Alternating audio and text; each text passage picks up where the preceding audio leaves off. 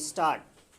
आज अंतर्राष्ट्रीय दिव्यांगजन दिवस के अवसर पर दिव्यांगजनों के सशक्तिकरण के क्षेत्र में उत्कृष्ट योगदान देने हेतु राष्ट्रीय पुरस्कार प्रदान करने के लिए आपके बीच उपस्थित होकर मुझे बेहद प्रसन्नता हुई है। अंतर्राष्ट्रीय दिव्यांगजन दिवस को मनाने का उद्देश्य दिव्यांगता से जुड़े मुद्दों के बारे में जागरूकता को बढ़ावा देना है, उनके लिए एक स्वस्थ वातावरण बनाना है ताकि वे एक सम्मानजनक जीवन जी सकें।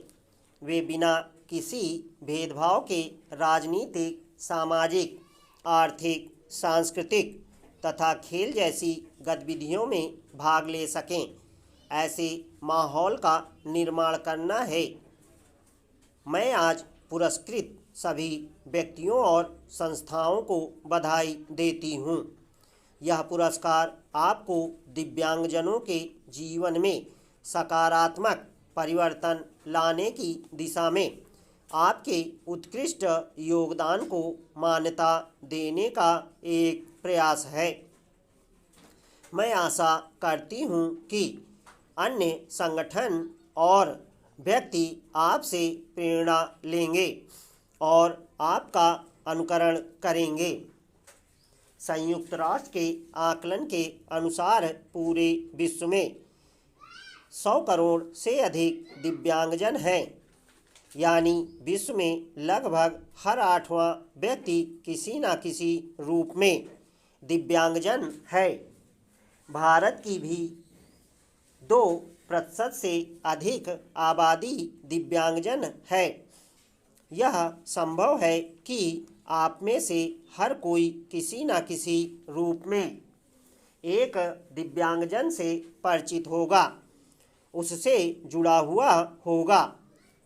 ऐसे यह सुनिश्चित करना हम सबका, पूरे समाज का दायित्व बनता है कि सभी दिव्यांगजन स्वतंत्र रूप से एक गरिमापूर्ण जीवन व्यतीत कर सकें। सभी दिव्यांगजनों को अच्छी शिक्षा प्राप्त हो, वे अपने घर और समाज में सुरक्षित रहे, उन्हें अपना कैरियर चुनने की स्वतंत्रता हो, रोजगार के समान अवसर हों। यह सुनिश्चित करना भी हमारा दायित्व है। भारतीय संस्कृति और परंपरा में विकलांगता को ज्ञान अर्जन और उत्कृष्टता प्राप्त करने में कभी भी बाधा नहीं माना गया है। आप सबने ऋषि अष्टावक्र की कहानी सुनी होगी। उन्हें अष्टावक्र इसलिए कहा जाता था क्योंकि उनका शरीर 8 जगह से टेढ़ा था। वे एक तेजस्वी बालक थे। अल्पायु में ही वे एक असाधारण विद्वान बन गए थे। ऋषि अष्टावक्र ने अनेक चुनौतियों के बावजूद अपने ज्ञान और दर्शन से समाज को प्रकाशित किया। उन्होंने अष्टावक्र गीता और अष्टावक्र संहिता जैसे महत्वपूर्ण ग्रंथों की रचना की। इसी तरह भक्ति साहित्य में महान कवि सूरदास भारतीय काव्य के गौरव हैं। उन्होंने जिस तरह नेत्रहीन होते हुए भी राधा कृष्ण के रंग रूप, श्रृंगार और सौंदर्य का सजीव चित्रण किया है, वह किसी नेत्र वाले व्यक्ति के लिए भी कठिन है। उनका बाल्य वर्णन विश्व साहित्य की उपलब्धि है। प्रायः यह देखा गया है कि दिव्यांगजन दिव्य गुणों से युक्त होते हैं। ऐसे अनगिनत उदाहरण हैं जिसमें हमारे दिव्यांग भाइयों बहनों ने अपने अदम्य साहस, प्रतिभा और दृढ़ संकल्प के बल पर अनेक क्षेत्रों में प्रभावशाली उपलब्धियां हासिल की हैं। पर्याप्त अवसर और सही वातावरण मिलने पर दिव्यांगजन भी हर क्षेत्र में उत्कृष्ट प्रदर्शन कर सकते हैं। अभी 2 दिन पहले ही मुझे राष्ट्रपति भवन में राष्ट्रीय खेल एवं साहस पुरस्कार प्रदान करने का अवसर प्राप्त हुआ। उस पुरस्कार समारोह में मुझे मानसी, गिरीश चंद्र जोशी, तरुण ढिल्लो, स्वप्निल संजय पाटिल और जेरलीन अनिका जे को अर्जुन पुरस्कार से और नीर बहादुर गुरुंग को ध्यानचंद पुरस्कार से सम्मानित करने का सौभाग्य मिला।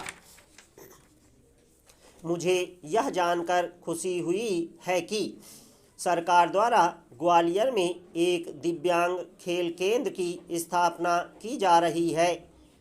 उस केंद्र में दिव्यांग खिलाड़ियों की शिक्षा के साथ साथ उनके प्रशिक्षण के लिए अत्याधुनिक सुविधाएं होंगी ताकि वे राष्ट्रीय और अंतर्राष्ट्रीय मंचों पर प्रतिस्पर्धा कर सकें।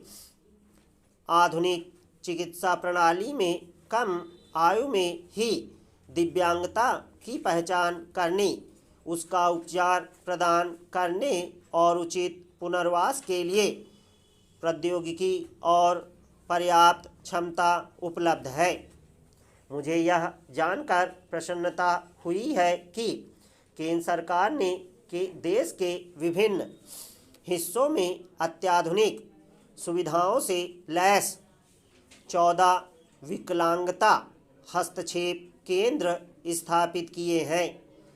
मुझे आशा है कि राज्य सरकारें भी इस पहल से प्रेरणा लेकर बचपन में ही दिव्यांगता की पहचान करने तथा उसे दूर करने के लिए अपने अपने राज्यों में इसी तरह की सुविधाएं उपलब्ध कराएंगी। शिक्षा दिव्यांगजनों सहित प्रत्येक व्यक्ति के सशक्तिकरण की कुंजी है। मेरा मानना है कि शिक्षा में भाषा संबंधी कठिनाइयों को दूर करने के लिए तथा दिव्यांग बच्चों के लिए शिक्षा को और सुलभ बनाने के लिए हमें तकनीकी का अधिक से अधिक उपयोग करना चाहिए। राष्ट्रीय शिक्षा नीति 2020 भी दिव्यांग बच्चों के लिए गुणवत्तापूर्ण शिक्षा के समान अवसर प्रदान करने हेतु सक्षम व्यवस्था के महत्व को रेखांकित करती है। मुझे यह जानकर खुशी हुई है कि श्रवण बाधित बच्चों के लिए NCERT की कक्षा 1 से 6 की पाठ्य पुस्तकों का भारतीय सांकेतिक भाषा में रूपांतरण पूरा हो चुका है। यह प्रयास श्रवण बाधित विद्यार्थियों को मुख्यधारा की शिक्षा प्रक्रिया में शामिल करने के लिए एक महत्वपूर्ण पहल है। मुझे उम्मीद है कि इससे श्रवण बाधित बच्चों को अध्ययन में सहूलियत होगी। वर्ष 2015 में सुगम्य भारत अभियान की शुरुआत के बाद से दिव्यांगजनों के लिए सहायक वातावरण का सृजन करना सरकार के लिए एक प्राथमिकता रही है।